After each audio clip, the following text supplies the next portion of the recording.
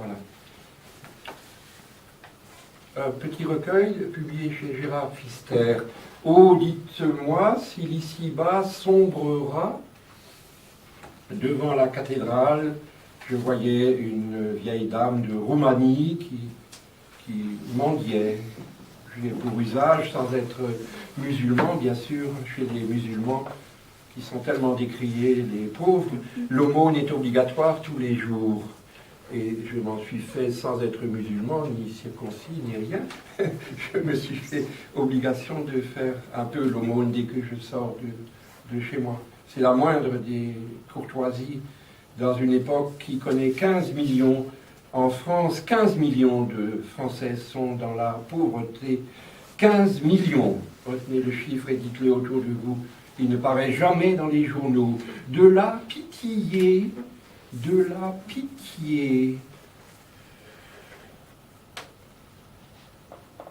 Pluvieux troupeau d'Allemands autour de la maison Camerzel, on lève les yeux vers le phare de l'Occident, la tour de Babel, dont la folie n'a pas d'équivalent sur la terre.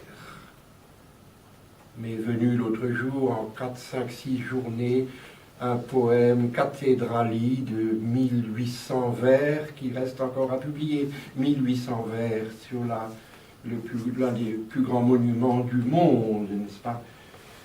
Mais la mendiante Roumanie ne voit que famine, misère qui l'ont comme possédée par le trou de son âme déjà moisie. Elle a 2 vieilles béquilles qui la tiennent debout et la cloche va et vient entre les supports de bois. On dirait des suppôts de Satan. Va-t-elle jamais se sortir de tout cela qui la cloue au pavé de la cathédrale? Des milliers de bourgeois n'ont pas la moindre pitié. Ils ne voient même pas, la désespérée dont la pauvre passion n'aura donc pas de finissement ici-bas. Il pleut sur toutes choses et les gens ont un peu froid. Ils sont douillets, les gens.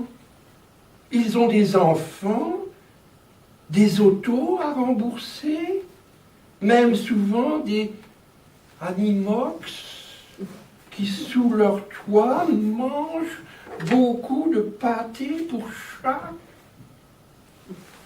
Et tout cela ne leur permet pas, c'est évident, de donner dans la rue le moindre radis au premier venu. D'ailleurs, disent-ils, pourquoi ne travaille-t-elle pas? Pourquoi n'est-elle pas restée là-bas, en Valachie?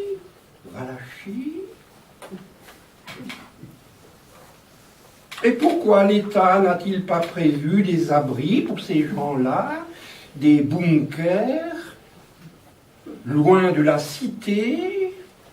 Car, voyez-vous, on ne peut pas soutenir que la présence ici, cette zombie, fasse l'effet qu'il faudrait sur les visiteurs arrivant de tous les coins de la terre.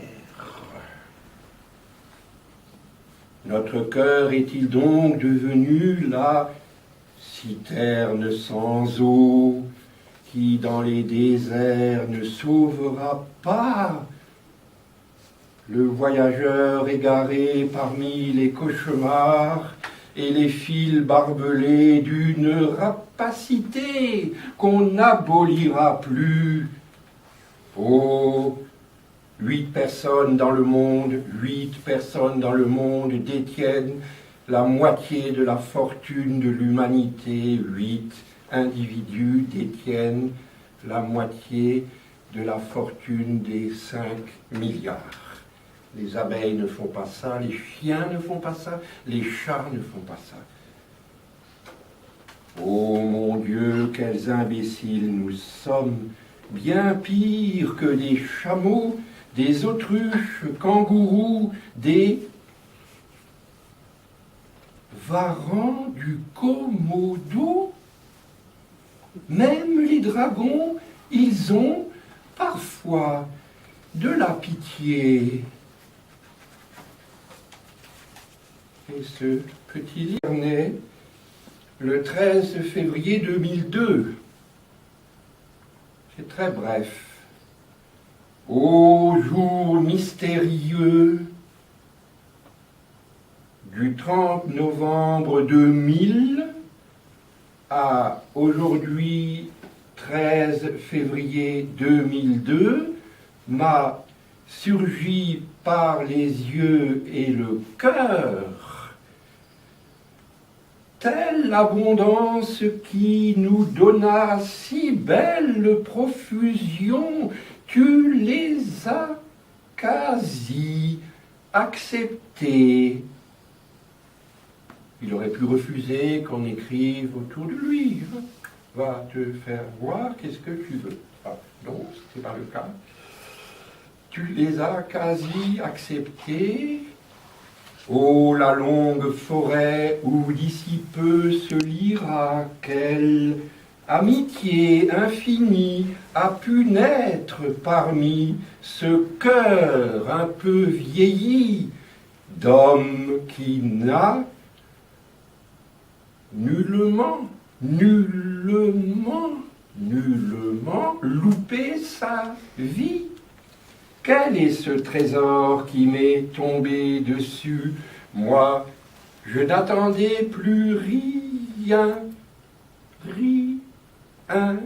du tout. Oh, que le ciel noir et gris par mes faibles pas ici remercie et soit. Mon Dieu, que les dieux bénissent l'ami, A-M-I, comme je l'ai du fond de ma peau béni, B-N-I. Il y a cette chose merveilleuse, c'est que une espèce, pardonnez-moi, je ne peux pas revenir sur les propos si généreux de Claude Billon, n'est-ce pas, et de vous-même tout à l'heure, mais il y a une sorte de variété incompréhensible qui arrive avec à la fois de l'humour, à la fois du tragique, à la fois du comique, à la fois des vers courts, à la fois des vers longs, à la fois une sorte d'influence parfois peut-être de Charles d'Orléans que j'ai aperçu un peu dans une édition, mais très, très furtivement, parfois Jules Stéphane et évidemment l'admirable Verlaine dans ses poèmes les plus brefs, pas les poèmes les poèmes longs du catholique Verlaine, n'est-ce pas?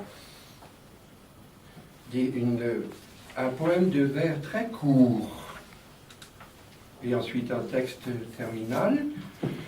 Vaincre l'oubli, 2007.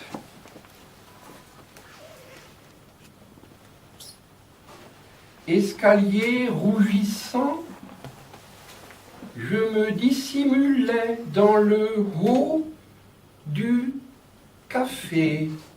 Un oriental, il avait une petite cabane en haut, entre deux plafonds, je me mettais là-dedans pour écrire un peu. Dans le haut du café, on ne m'y remarque pas. Le plafond est très bas. Je m'y fais, F2E, je m'y fais le poème du matin et café au lait. Il ne pouvait vivre sans. Le pont Churchill sera rétabli en juillet. Je l'ai traversé à pied. On a 2 ou 3 raisons d'espérer.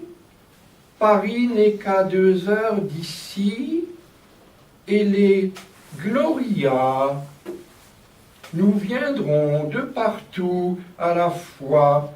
Ils te couvriront d'absolu. J'ai parfois peur de ça, on dirait, ouvrez les guillemets, vous ne le saviez donc pas, cet homme vaguement filandreux, vous le croisiez partant pluvieux, il ne vous regardait pas, un manteau un peu, il ne vous regardait pas, eh bien c'était à l'époque déjà l'une des voix de